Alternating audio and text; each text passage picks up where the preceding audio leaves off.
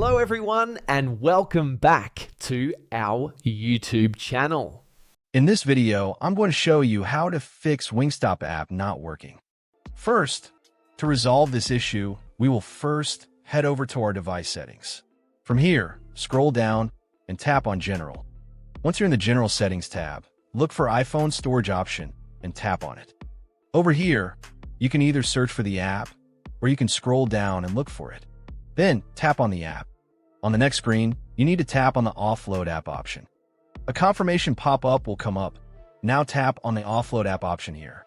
It'll take a bit for processing, and then a reinstall button will show up. Simply tap on it to reinstall the app. This should resolve the issue, but if it doesn't, then you need to check if the app is running an older version. Head over to App Store. From here, double tap on this search icon in the bottom right corner, and then search for the app. Once the app comes up in the search result, and if you see this update button right next to the app, simply tap on it to make sure you're running the latest version of the app.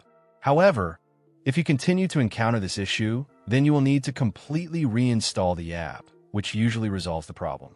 Head over to this screen the way we did before, and over here, tap on the Delete App option here to uninstall the app from your device. A confirmation pop-up will come up. Now tap on the Delete option here. Once uninstalled, open up App Store and search for the app in the search bar.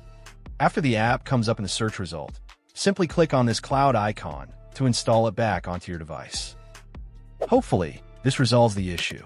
If it does, consider sending a super thanks to support our channel. And also don't forget to hit the subscribe button. We'll see you in the next video.